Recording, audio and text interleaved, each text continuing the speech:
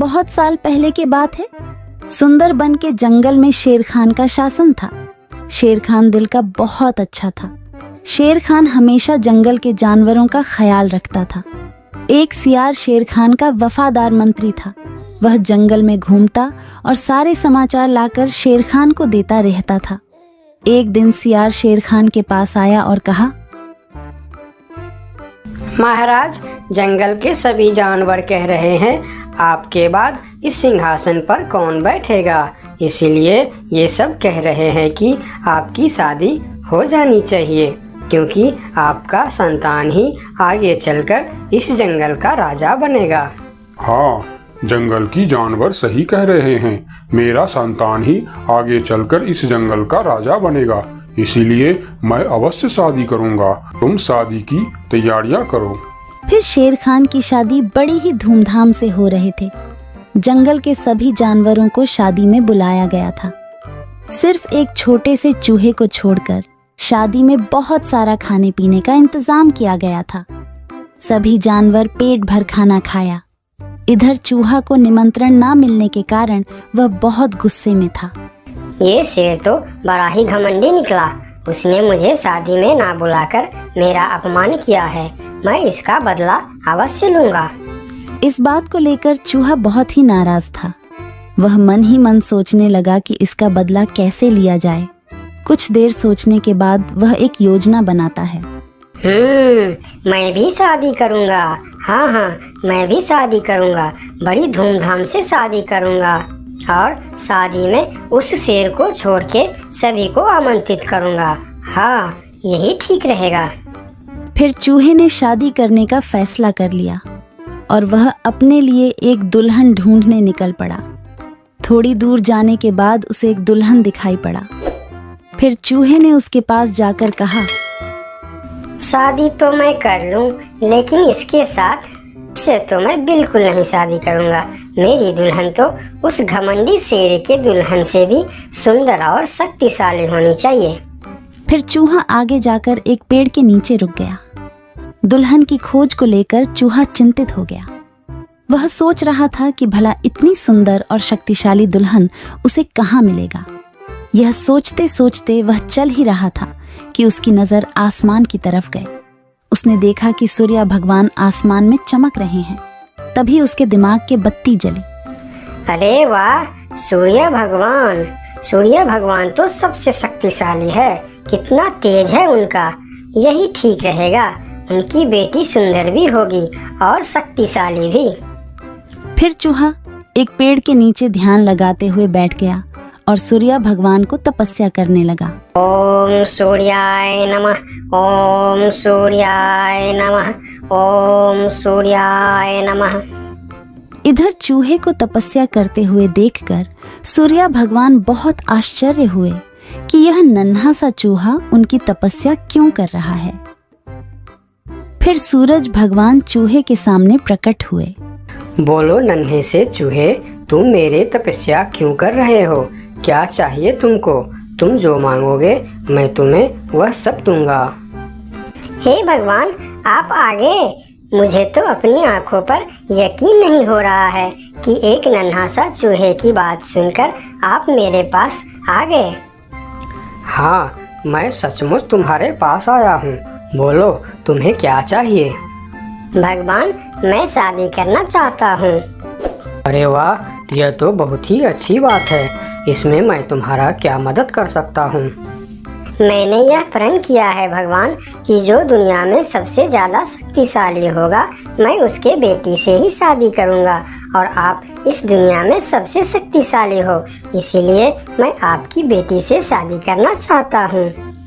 चूहे की बात सुनकर सूर्य भगवान सोच में पड़ जाते हैं कि मैं इस छोटी सी चूहे के साथ अपनी बेटी का शादी कैसे कर सकता हूँ।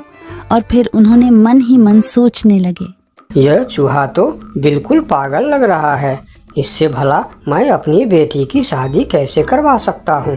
कुछ भी करके मुझे इससे छुटकारा पाना ही होगा, मगर कैसे? मुझे जल्दी कुछ करना पड़ेगा।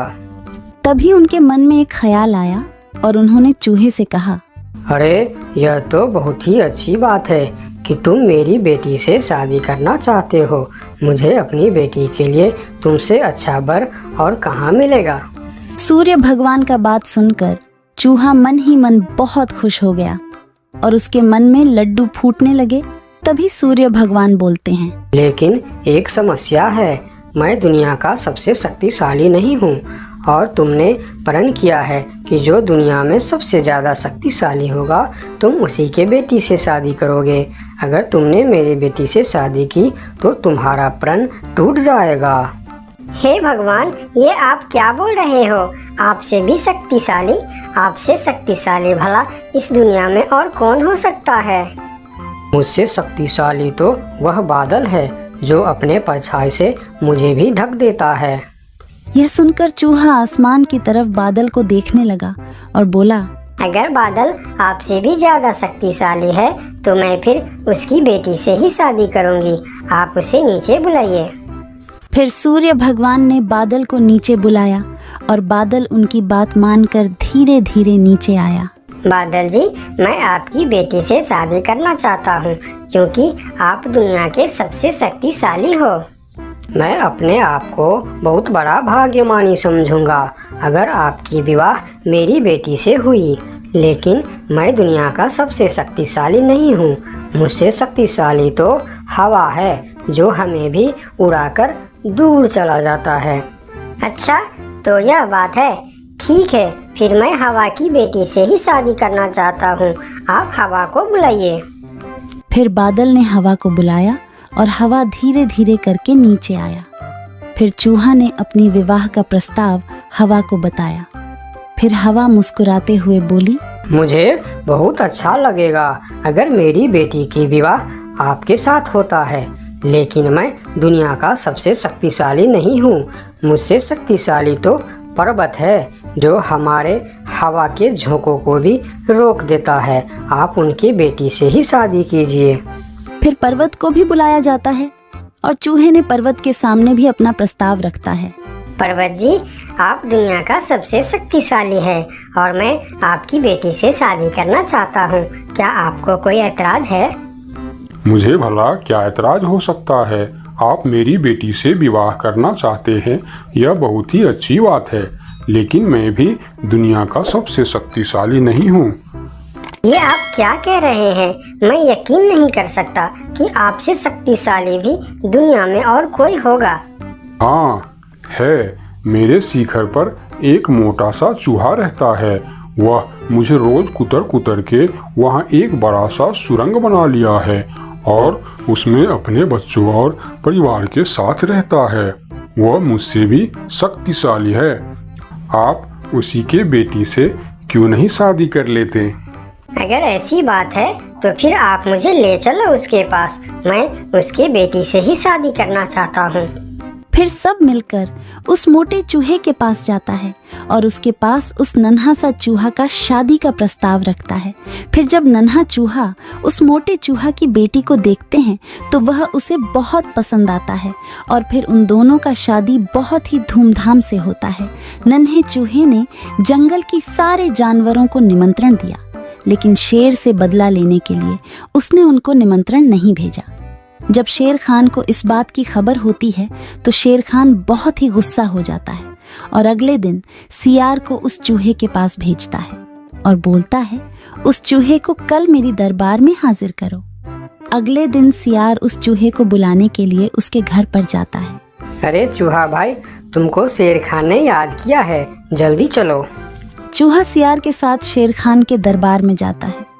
उसे देखते ही शेर खान चिल्लाकर बोलते हैं, क्यों रे चूहे, तुम्हारी इतनी बड़ी दुस्साहस?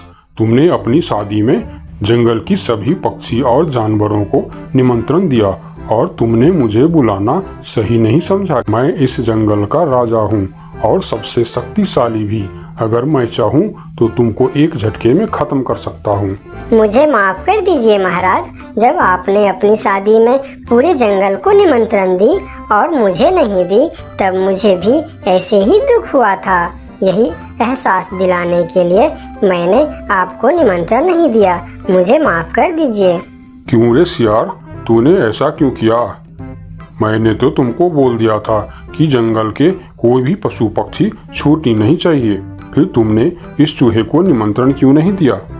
मुझे माफ़ कर दीजिए महाराज, गलती हो गई। मैंने सोचा यह छोटा सा जीव, इसको क्या निमंत्रण देने का, इसलिए मैंने इसे छोड़ दिया था। मुझे आप माफ़ कर दीजिए। ठीक है, अगले बार से ध्यान रखना।